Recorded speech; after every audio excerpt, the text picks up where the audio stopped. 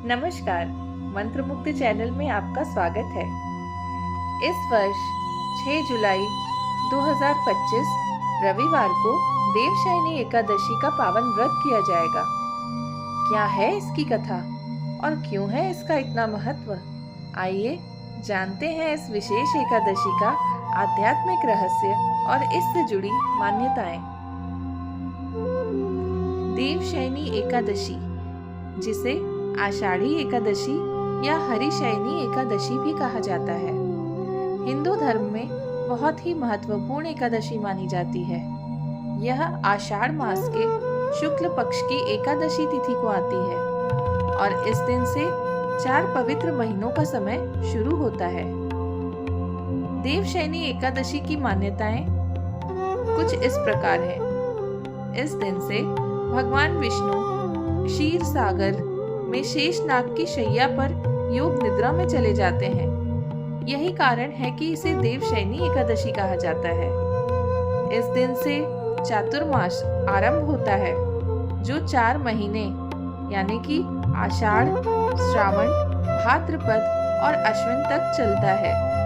यह समय आध्यात्मिक साधना, व्रत, तप और ब्रह्मचर्य के लिए उपयुक्त माना जाता है।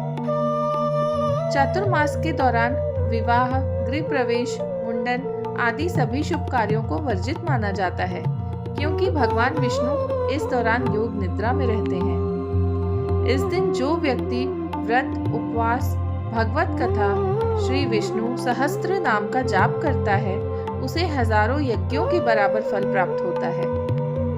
तुलसी पूजन का महत्व बहुत ज्यादा है। इस दिन तुलसी पत्र अर्पण करने से भगवान विष्णु अत्यंत प्रसन्न होते हैं। आइए जानते हैं देवशयनी एकादशी की पौराणिक कथा के बारे में। प्राचीन समय की बात है। एक बार राजा युधिष्ठिर ने भगवान श्री कृष्ण से पूछा, हे जनार्दन, कृपया मुझे आषाढ़ शुक्ल पक्ष की एकादशी का नाम और उसकी विधि और महत्व बताइए। भगवान श्री कृष्ण ने कहा, हे राजन, यह एकादशी पद्मा एकादशी के नाम से जानी जाती है और इसे ही देवशयनी एकादशी कहते हैं। इसका महत्व अत्यंत महान है।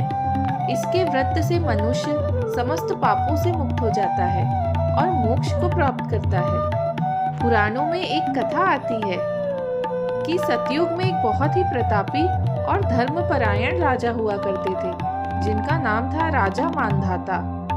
वे चक्रवर्ती सम्राट थे और धर्म के अनुसार राज करते थे। उनके राज्य में कभी कोई संकट नहीं आया, प्रजा सुखी थी। लेकिन एक समय ऐसा आया कि उनके राज्य में 3 वर्ष तक वर्षा नहीं हुई। सूखा पड़ गया, खेती नष्ट हो गई, प्रजा भूख प्यास से व्याकुल हो गई और चारों ओर हाहाकार मच गया। राजा चिंतित होकर ऋषियों के पास गए और बोले, हे महर्षियों, मैंने धर्म के अनुसार राज्य किया है, फिर भी प्रजा को कष्ट क्यों भुगतना पड़ रहा है? तब महर्षियों ने कहा, हे राजन, यह सब एक अदृश्य पाप का फल है। आपको इसके शमन हेतु कोई विशेष व्रत करना चाहिए। राजा ने पूछा, कौन सा व्रत? ऋषियों ने कहा, आप आषाढ़ शुक्ल पक्ष की एकादशी को भगवान विष्णु का व्रत करें, उनका पूजन करें, रात्रि जागरण करें। इससे सभी दोष दूर होंगे और आपके राज्य में पुनः सुख शांति आएगी।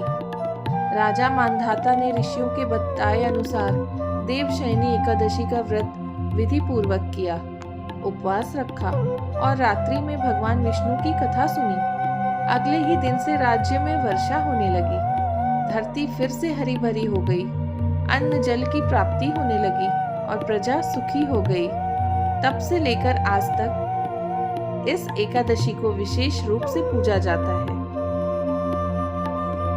अगर आपको ये वीडियो पसंद आई हो तो लाइक करें, शेयर करें, हमारे चैनल को सब्सक्राइब करें। ज्ञान की इस यात्रा में हमारे साथ बने रहिए, केवल हमारे चैनल मंत्र मुक्त पर।